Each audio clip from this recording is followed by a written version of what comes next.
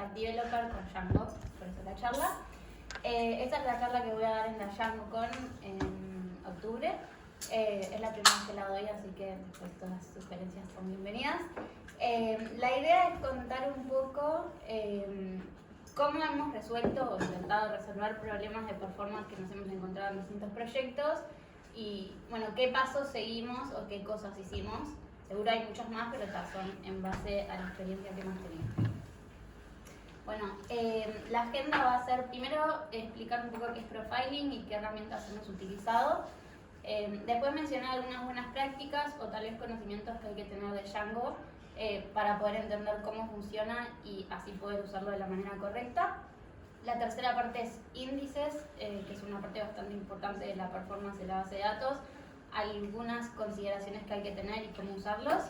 Y por último, otras soluciones que se pueden implementar cuando las anteriores, bueno, o en complemento o cuando las anteriores no funcionan.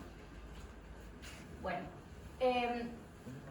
el principal problema es que al arrancar un proyecto de cero, no sabemos cuáles van, no tenemos la suficiente información ni la cantidad de datos suficientes para poder predecir los problemas de performance que vamos a tener.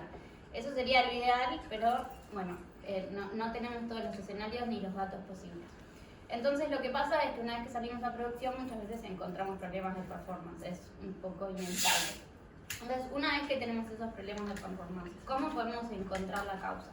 Bueno, para empezar, lo ideal sería comenzar utilizando una herramienta de profiling que lo que hace es, cuando está en ejecución la aplicación, guarda ciertos parámetros que después permiten ver qué parte del código se ejecutó, cómo se ejecutó y cuánto demoró cada parte para así ver en dónde está el problema.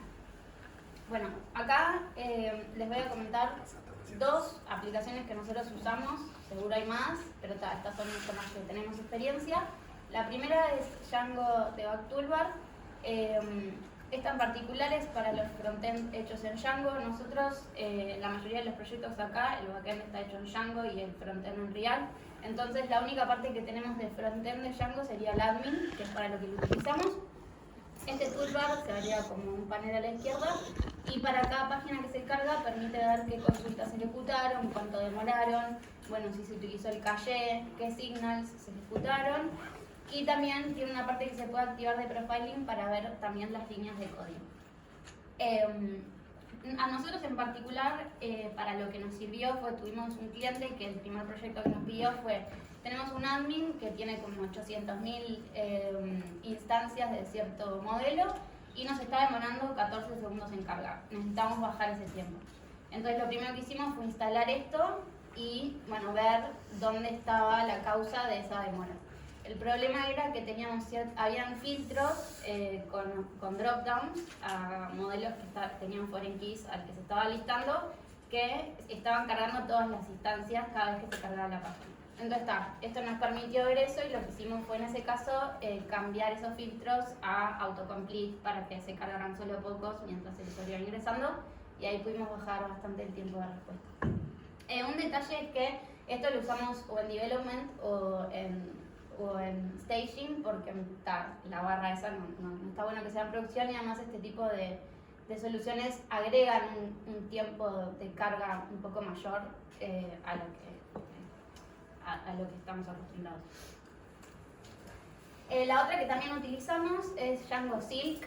Esta es un poco distinta porque la idea principal es poder ver los pedidos HTTP, bueno, qué consultas se ejecutaron, qué código, cuál fue la parte que demoró. Pero a la vez tienen una parte de profiling que permite ver ciertas funciones, también cuánto demoraron, se puede usar ese decorator y se puede usar para las dos cosas. Lo que también permite hacer que está bueno es poder ver librerías a las que no tenemos acceso al código, también ver cuánto demoran y también, como puede ser un poco pesada porque está evaluando todos los pedidos que se registran, se puede configurar la cantidad de pedidos que se quieren guardar y entre otras configuraciones, por ejemplo, bueno, quiero ver cómo se está ejecutando esta consulta en la base de datos, se puede agregar en Analyze, tiene un montón de cosas que se pueden agregar que está bueno.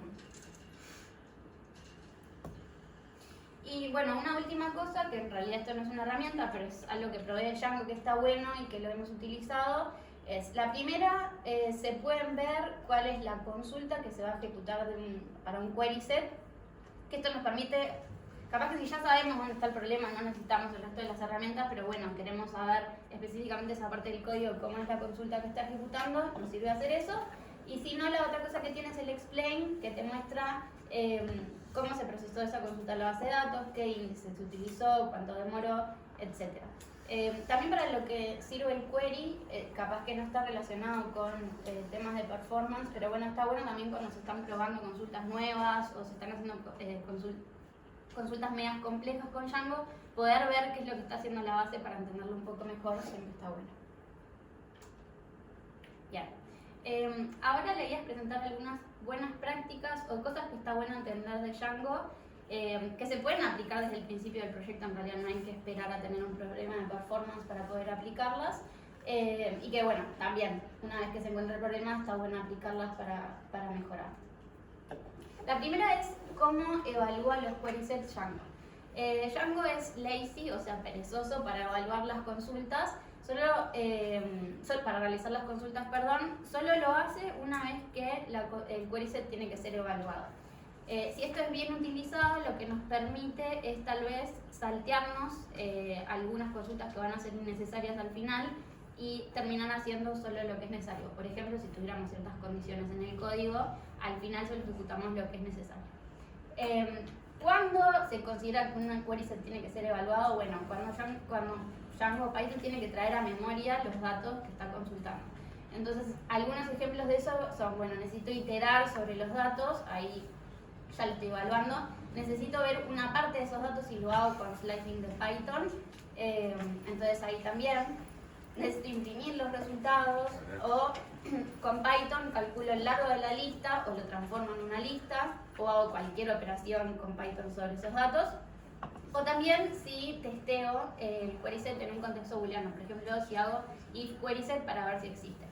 En todos estos casos en general existe alguna función en Django que va a realizar esto en la base de datos sin necesidad de traer los datos a memoria, como por ejemplo en vez de hacer len para calcular el largo puedo hacer un count, que eso va a hacerlo directo en la base. En vez de chequear si algo existe de esa forma, puedo hacerlo con un exist, entre otros. Bueno, la otra cosa es que Django cachea tanto los query sets como los atributos. Para poder cachear un query set hay que tenerlo en una variable nomás. Y los atributos, que en general son los que se cachean, son los que no son invocables, o sea que no son funciones. Una aclaración es que por defecto Django no trae, cuando hace una consulta, los elementos relacionados por una foreign key o un many-to-many. Entonces en este ejemplo tenemos una entrada que la obtengo por el ID. Entonces acá cuando obtengo el blog, que es algo que es una foreign key a esta entrada, el objeto blog tiene que ir a obtenerse de la base de datos porque es una foreign key y Django no lo trajo por defecto. Una vez que lo accedo nuevamente, esto está guardado en el cache, entonces no hay ningún acceso nuevo a la base de datos. Por otra parte, al obtener todos los elementos y no estar almacenándose en ninguna variable, acá se realiza la consulta y acá se tiene que realizar nuevamente la misma, o sea, acá no está callando ningún tipo de datos. Esto está bueno saberlo, lo mismo que para saber cuándo se evalúan los query sets, para ver, bueno, capaz que si puedo atrasar un poco o no necesito estar accediendo a la base de datos todo el tiempo, utilizando esto va a ser más eficiente.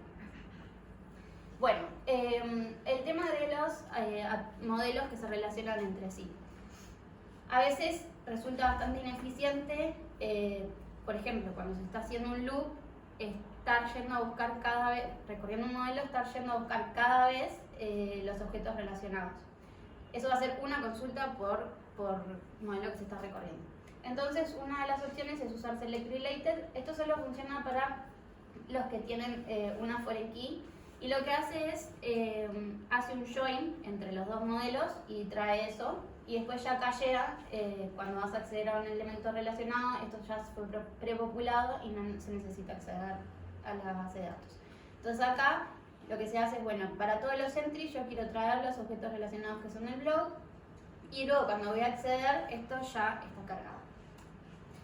El Prefetch Related es muy similar, pero la diferencia es que se usa para many-to-many o many-to-one, porque sería bastante ineficiente tener que traer todos los objetos relacionados, ya que pueden llegar a ser muchos. Entonces lo que hace acá Django hace 2 consultas separadas para cada tipo de modelo y luego el join lo hace en Python. ¿Cómo hace para obtener la siguiente consulta? Bueno, con un in. Acá también hay que tener cuidado y, bueno, podría llegar en algún caso a ser un poco ineficiente si hay muchos datos porque está utilizando un in. Entonces acá, por ejemplo, yo tengo pizzas que tienen toppings, una pizza puede tener más de un topping, y estoy eligiendo la pizza 1. Entonces quiero imprimir todos los toppings de esta pizza. Entonces acá, para poder hacer esto, lo que hace Django es primero obtiene la pizza que yo le pedí, eso sería la primera consulta, y después va a obtener todos los toppings relacionados con esa pizza. Estas son las 2 consultas y después hace un join, pero directamente en Python, no lo hace en SQL. Esto a nosotros nos sirvió, por ejemplo, en Django REST Framework, que lo utilizamos para hacer los pedidos, porque nos dimos cuenta que había uno que estaba demandando bastante. Entonces, lo que hicimos fue, bueno, cuando tengo el modelo ya obtengo las cosas relacionadas porque sé que, por ejemplo, las voy a tener que mostrar. Entonces ya las tengo cargadas y no estoy haciendo un montón de consultas que van a resultar ineficientes. Bueno, y la otra cosa es que si se puede, lo mejor, si hay que elegir entre ejecutar algo en la base de datos y en Python, lo mejor sería elegir primero hacerlo en la base de datos.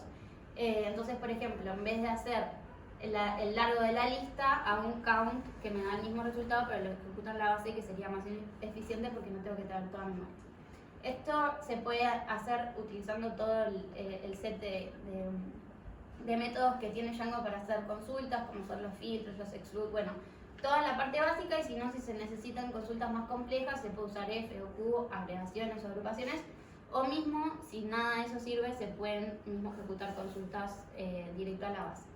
Igualmente hay que tener como cuidado con eso porque tampoco la idea es hacer todo en la base, porque si yo ya tengo que evaluar mi query set en memoria, después ya lo uso. O sea, no voy a estar luego haciendo consultas a la base de datos si yo ya sí o sí me lo tuve que traer y evaluar.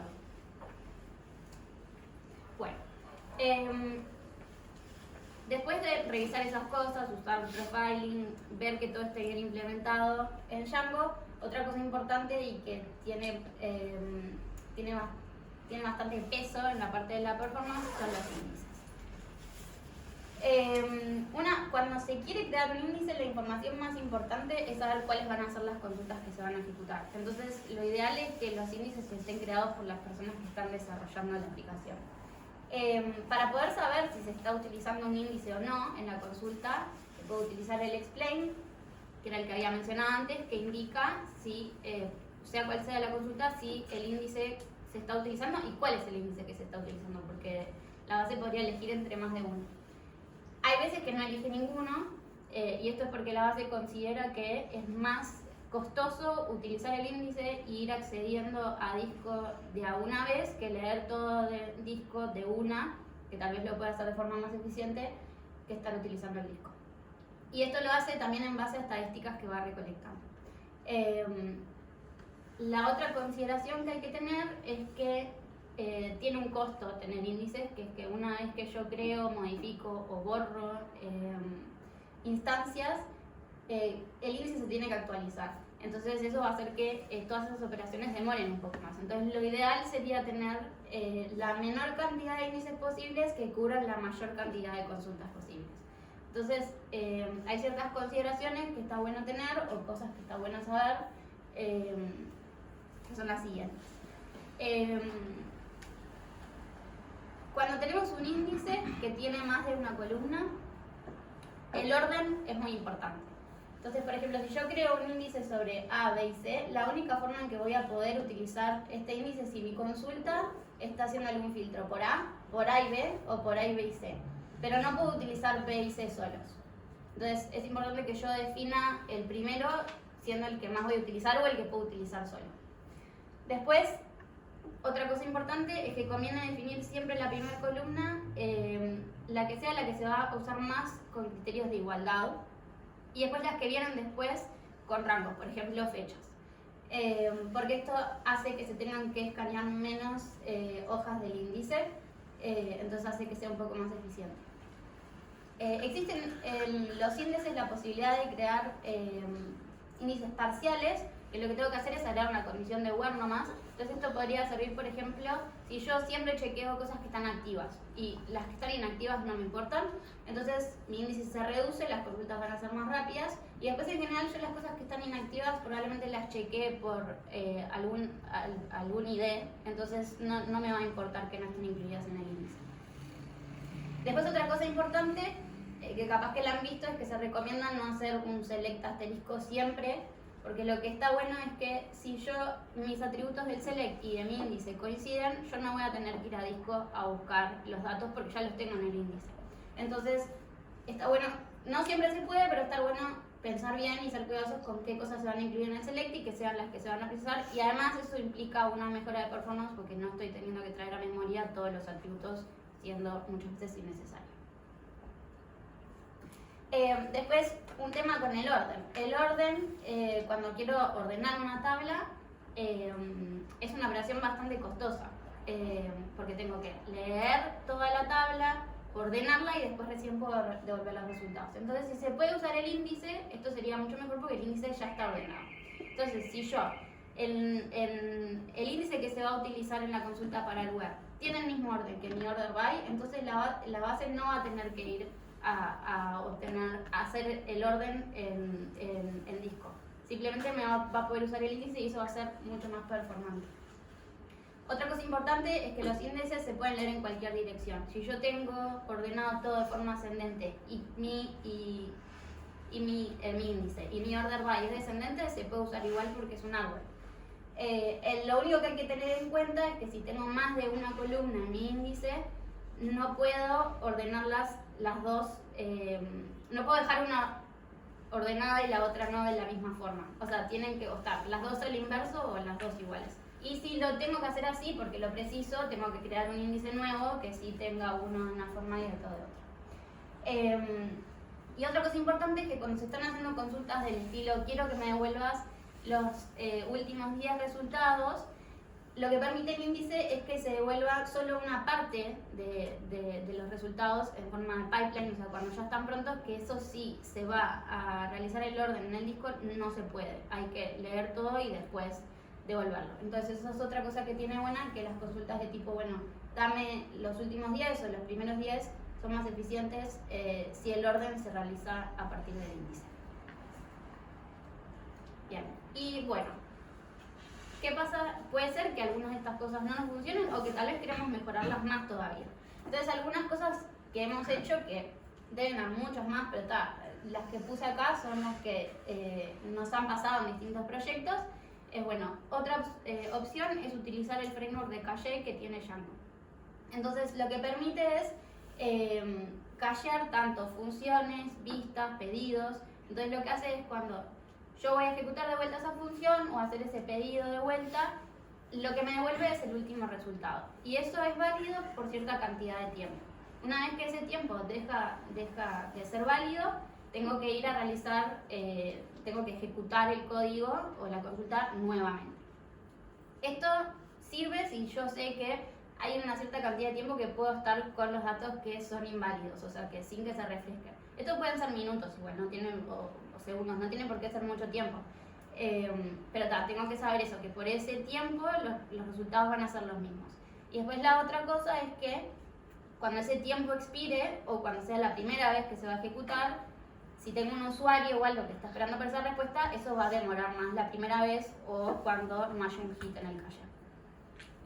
La otra cosa que hemos hecho es cuando sabemos que algo va a demorar y queremos que el usuario no esté esperando, es si sabemos que una consulta va a demorar mucho o un procedimiento va a demorar mucho, lo que hacemos es tenemos una tabla donde almacenamos esos datos y cada cierto tiempo lo actualizamos. Lo mismo, ese tiempo que va a demorar en actualizarse, esos datos van a mantenerse iguales. Nosotros en particular somos el Eribit, entonces tenemos un scheduler que lo que hace es que cada cierto tiempo hace el procedimiento, lo guarda y eso ya queda disponible. Tanto el cache como esto se pueden combinar, entonces el cache, o sea, la función del cache va a pedir a esa tabla y entonces en sí el tiempo va a ser menor. Se podrían combinar las dos cosas. La otra cosa que se puede hacer es, si el usuario no quiere ver los resultados de forma inmediata, es hacer un procesamiento asíncrono. Ejemplo, tengo que mostrarle un reporte que se lo puedo mandar por mail, o puedo avisarle cuando esté pronto, entonces yo hago el procesamiento y luego se lo devuelvo. Eso no siempre es una opción, pero bueno, si está la chance se puede hacer.